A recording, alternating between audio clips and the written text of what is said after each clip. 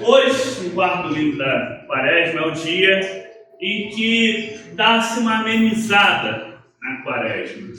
É o dia em que, se a gente for pensar na Quaresma com esse período do deserto, a gente pode dizer que é quase um oásis no meio do deserto. Tanto que a tradição da igreja permite que nesse dia substitua, a gente não vai fazer por questões práticas, mas pode até substituir o roxo da Quaresma por uma cor mais clarinha, um rosa, uma coisa assim, né, para justamente lembrar isso. Pelo menos na escola já troquei para hoje, né? Não tem sido aquela que tem usado mais pano de saco, mais rústica, tem sido hoje uma escola mais festiva. E por que desse dia e esses símbolos tão importantes nesse dia da Quaresma? Durante toda a Quaresma a gente vem refletindo, vem pensando, né, sobre, tradicionalmente a gente já sempre é o momento que a gente reflete sobre os pecados, sobre os nossos erros, sobre a mudança de vida. Nessa Quaresma especificamente, ainda trouxe um pouco do desafio, da reflexão, também de a gente pensar na Quaresma, além dessa questão de mudança de vida, de busca de santidade, de perdão dos pecados, de reflexão, também ser uma Quaresma que nós aumentemos e traremos muito a confiança em Deus, a perseverança, né, na fé, como também um tema muito ligado à história da Quaresma, que às vezes acaba um pouco esquecido. E nesse domingo, a grande temática é a da misericórdia divina.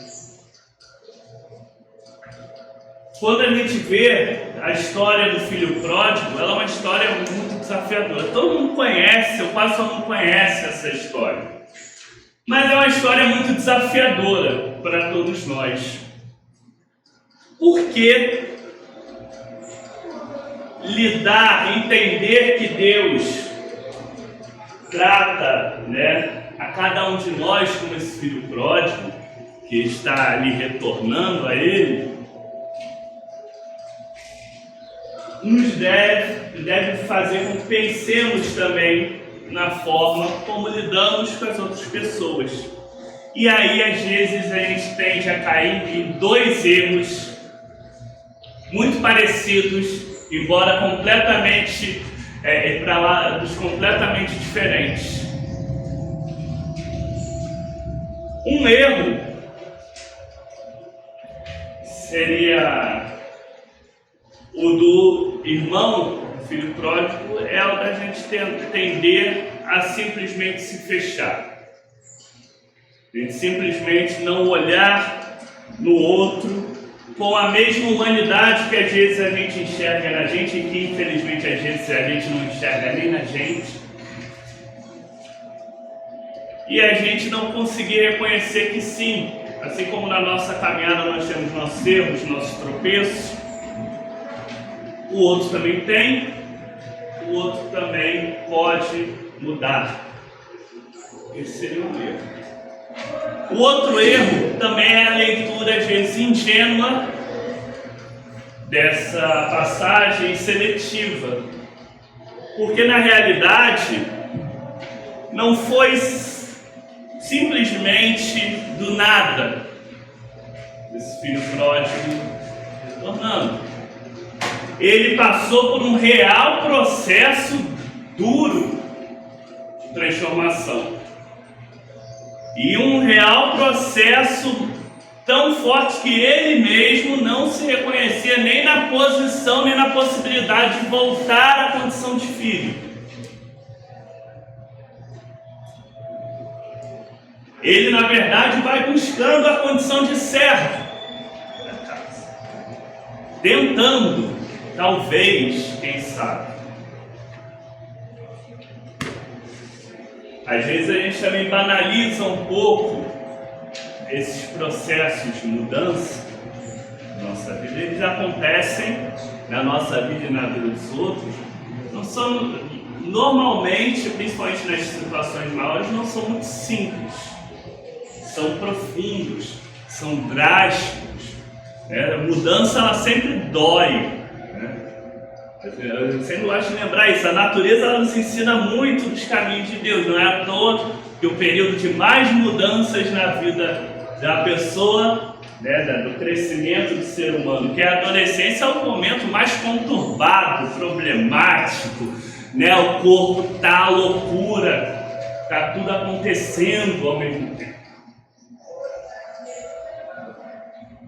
Essa transformação, ela não é muito simples, né? E normalmente ela não é muito fácil, né? O fácil é o ficar parado, é deixar como está. A mudança é um pouquinho mais dura na nossa vida. Então a gente tem que ter esse cuidado com esses dois extremos nessa passagem, para a gente conseguir ter um olhar realmente do Pai, que se alegra pelo retorno do Filho, mas que entendeu o momento e os processos das coisas. Quando o filho já tinha, que antes de sair da casa, o filho já tinha saído no seu coração, quando ele já pede a sua herança adiantada, pede para ele sair. Aí não segurou, não, você não vai, você vai ficar aqui. Ele entendeu o processo, entendeu que era o momento, entendeu que aquela comunhão ali já estava rompida. O filho foi, também o pai não foi atrás dele naquele primeiro momento. O pai aguarda. Depois de tudo que acontece, tudo que é necessário para a transformação dele, aí o pai está de braços abertos. Por isso que eu falei logo no início que essa passagem é muito desafiadora. Achar esse equilíbrio, achar esse ponto, não é fácil. Nem um pouco fácil. E aliás, não é fácil quando a gente está de nenhum dos lados. Quando nós caímos em si, de que de repente andamos em caminhos e descaminhos, né, que não eram os melhores, é muito difícil querer consertar, e mais que querer, de fato, trabalhar a mudança disso. E ele poderia também, o filho pródigo, ter apenas olhado lá, opa, era bem melhor na casa do pai, mas não vou voltar não. Tem que engolir o orgulho, não sabia o que ia acontecer. Ele ainda volta para se oferecer como servo da casa, já não ia ser a mesma coisa. Não, deixa para lá. Poderia ter sido o que ele pensaria. Mas chegar ao ponto de revirar todo o nosso ser de cabeça para baixo, né? Modificar tudo, ser completamente renovado, e é bem complicado. Do outro lado, a gente não precisa nem dizer também. É muito mais fácil, muito mais simples a gente entender abstratamente que as pessoas podem errar. Isso é muito fácil. Muito fácil eu pegar aqui nas escrituras, ler. Mas quando dói na gente é muito mais caro. É muito mais difícil. Porque na realidade, o Pai aqui está simbolizando o próprio Deus. Só que a gente normalmente, na nossa vida, a gente fica nos dois papéis ao mesmo tempo. A gente parece aquelas peças de teatro que um ator só vai ficar trocando de roupa toda hora, fazendo vários. É quase isso. Ao mesmo tempo que a gente tem que trabalhar em nós essa mudança, e a gente espera, a gente busca a misericórdia dela, a gente também tem que lidar com a situação do outro. E olha como é difícil tudo isso. Talvez por isso, nesse dia de hoje, mesmo sendo um refresco na quaresma, a gente trazendo um tema muito mais tranquilo, como a misericórdia, né? Não deixa de ser quaresma, não deixa de nos cutucar, nos angustiar um pouquinho, né? Para a gente conseguir pensar como eu vou conseguir trazer isso na minha vida. Entendendo que nós passamos pelos processos, nós somos limitados, nós temos as nossas dificuldades, né? E às vezes a gente precisa ter um pouquinho, curiosamente a gente precisa às vezes ter um pouquinho de misericórdia até com a gente mesmo. Às vezes a gente, numa tentativa muito boa de melhorar, a gente não olha com um pouco de carinho para nós mesmos, né? E nós somos limitados, nós somos frágeis, nós temos os nossos problemas também.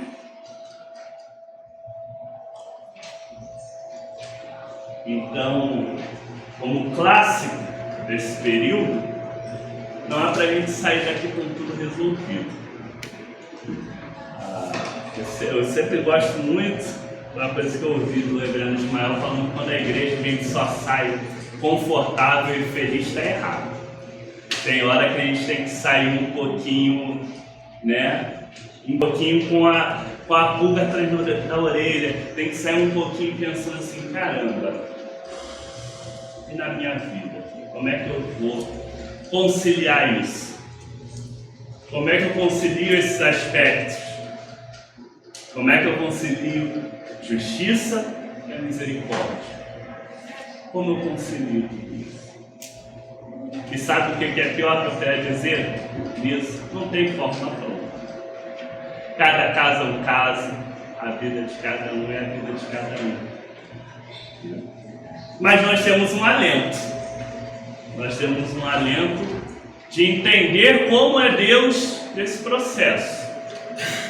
E ali nós buscarmos inspiração, nós buscarmos iluminação, nós buscarmos direção. Confiar nele, confiar nesse processo na nossa vida. E a palavra-chave, vocês estão vendo que eu estou repetindo, e é por isso mesmo, exaustivamente, para gravar. Processo. Essa é a palavra-chave. E afinal de contas, e a igreja ao longo da história não foi à toa que fez isso, né? A quaresma é o caminhar. Caminhar é um processo. A gente está caminhando. Estamos chegando pertinho, né? Já está chegando ali com o finalzinho, né? Já dá para dar uma parada, quase recarregar a bateria. Mas é isso, é caminhar. E a nossa vida é continuamente isso, caminhar.